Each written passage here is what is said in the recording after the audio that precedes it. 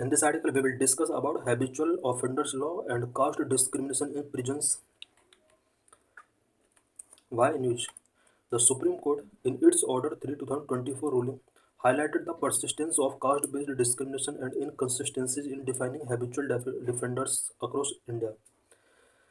Supreme Court ने 3 अक्टूबर 2024 के अपने रूलिंग में persistence of caste-based discrimination and habitual offenders के डेफिनेशन में कुछ इनकन्सिस्टेंसीज को हाईलाइट किया. It directed government to update their legal framework and ensure fairness and equity in prison administration. Supreme Court ने प्रिजन एडमिनिस्ट्रेशन में fairness and equity लाने के लिए एंड लीगल फ्रेमवर्क को अपडेट करने के लिए यहाँ पर सेंट्रल गवर्नमेंट को डायरेक्ट किया. After this judgement home ministry comprehensively overhaul the prison rule. इस जजमेंट के बाद होम मिनिस्ट्री ने प्रिजन रूल को ओवरहॉल किया. इट मीन्स प्रिजन रूल्स यहाँ पर कुछ न्यू इनकॉर्पोरेट किए गए. The Union Home Ministry has introduced significant amendments to the Model Prison Manual 2016 and Model Prison and Correctional Services Act 2023. Union home ministry ने supreme court के इस direction के बाद मॉडल प्रिजन मैनुअल 2016 के अंदर कुछ अमेंडमेंट किए. साथ ही model prison and correctional services act 2023 के अंदर भी कुछ अमेंडमेंट किए. The amendments are aimed at addressing caste-based discrimination and also refining the definition and treatment of habitual offenders in Indian prison. In amendment के अंदर कास्ट बेस्ड डिस्क्रिमिनेशन से related problem को address करने के लिए यहाँ पर इसमें न्यू अमेंडमेंट किए गए. साथ ही habitual offenders in Indian prison से रिलेटेड डेफिनेशन एंड ट्रीटमेंट को इसमें रीडिफाइन किया गया. Addressing caste based discrimination in prison. Prison के अंदर जिस तरह से कास्ट बेस्ड डिस्क्रिमिनेशन होता है उसको एड्रेस करने के लिए यहाँ पर क्या क्या प्रोविजन किया गया. The following changes have been implemented to eradicate caste based discrimination within prison. Prison के अंदर कास्ट बेस्ड डिस्क्रिमिनेशन को एड्रेस करने के लिए, इरेडिकेट करने के लिए कुछ चेंजेस किए गए. Such as prohibition of discrimination. Discrimination को प्रोहिबिट करने के लिए यहाँ पर कुछ रूल बनाएगा. Legal provision in prison rule. Implementation of manual scavenging prohibition. Manual scavenging prohibition को इम्प्लीमेंट किया गया. Prohibition of discrimination.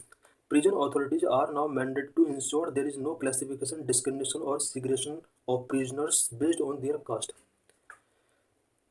Prison authorities को अभी मैंडेट कर दिया है कि कास्ट के बेस पर प्रिजनर्स का क्लासिफिकेशन, डिस्क्रिमिनेशन एंड सेग्रेशन नहीं किया जाएगा. Work and duties assignment within prison must be allowed without prejudice, promoting equity treatment of all inmates. Prison के अंदर जो भी वर्क एंड ड्यूटीज का असाइनमेंट गिवन किया जाता है प्रिजनर्स के लिए, उसको लेकर किसी टाइप का प्रीजुडाइज नहीं किया जाएगा.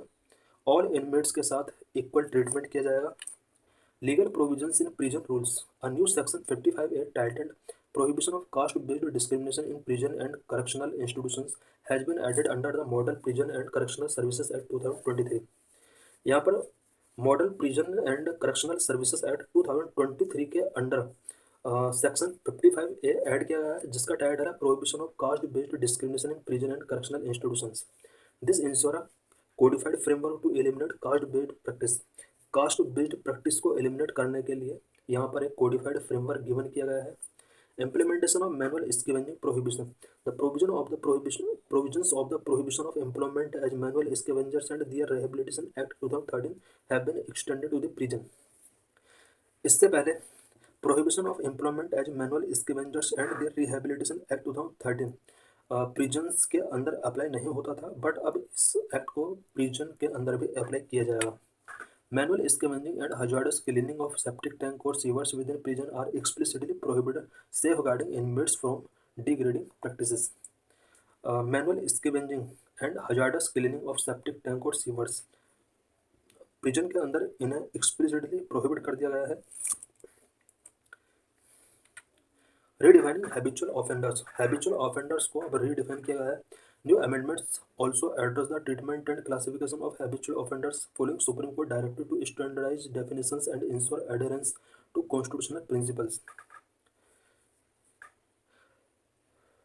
हैबिचुअल ऑफेंडर्स से रिलेटेड ट्रीटमेंट एंड क्लासिफिकेशन से रिलेटेड प्रॉब्लम को एड्रेस करने के लिए इसमें कुछ डेफिनेशन को यहाँ पर अमेंड किया गया है. यूनिफाइड डेफिनेशन यहाँ पर गिवन की गई है. A habitual offender is now defined as an individual who, during any continuous period of 5 years, has been convicted and sentenced to imprisonment on more than 2 occasions for offences committed on different occasions, not part of the same transaction, provided these sentences are not overturned on appeal or review.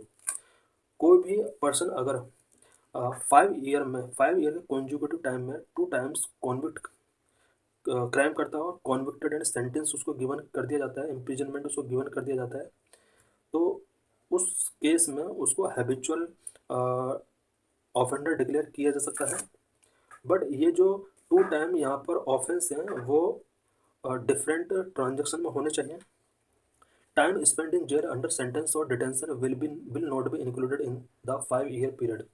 5 year के इस time period में jail के अंदर या detention period में जो time spend किया गया है वो इंक्लूड नहीं किया जाएगा।